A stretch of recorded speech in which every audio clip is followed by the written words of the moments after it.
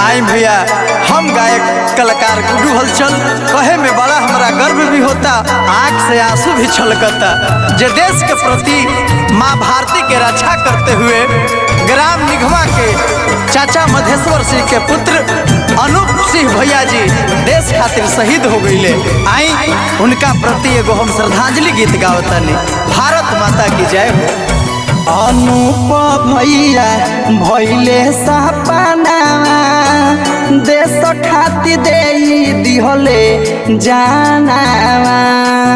अनूप भैया भैले सपना देश खातिर देई दिहले जानावा। आन बान शान रहल सबके परान रहल तुहकी कहे मानवा। आन बान शान रहल सबके परान रहल तुहकी कहे मानवा। अनूप भैया भैले सपनावा देश खातिर देई दिहले जानावा। अनूप भैया भैले सपनावा देश खातिर देई दिहले जानावा।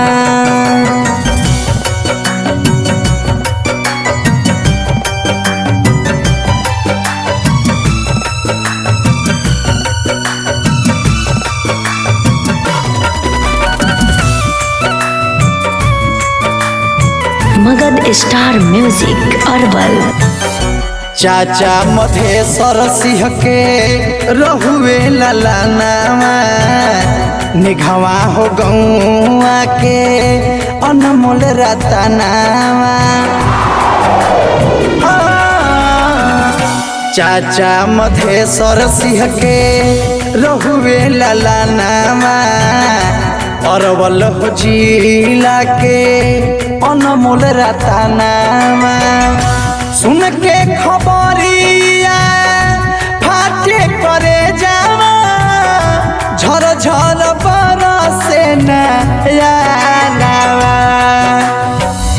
सुन के खबरिया फाटे करे जावा झर झर बरसे नयावा।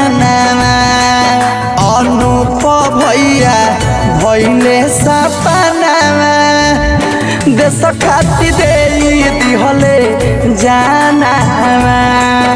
अनूप भैया भैले सपनावा देश खातिर देई दिहले जानावा।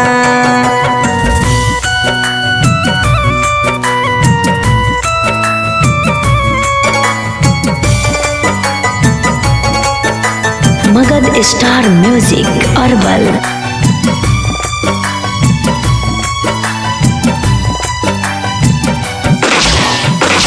ड्यूटी अरुणाचल करत रहन हर पल हो रोई रोई गानावा गावे गुडू हलचल हो। सीमा पर तैनात रहत रहुअन हर पल हो रोई रोई गानावा आज गावे हलचल हो। गइल पराई हाथवा छोड़ाई सुन के अपन भावनावा।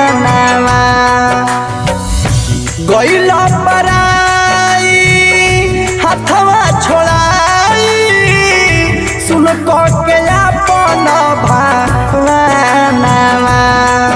अनूप भैया भैले सपनावा देश खातिर देई दिहले जानावा। अनूप भैया भैले सपनावा देश खातिर देई दिहले जानावा।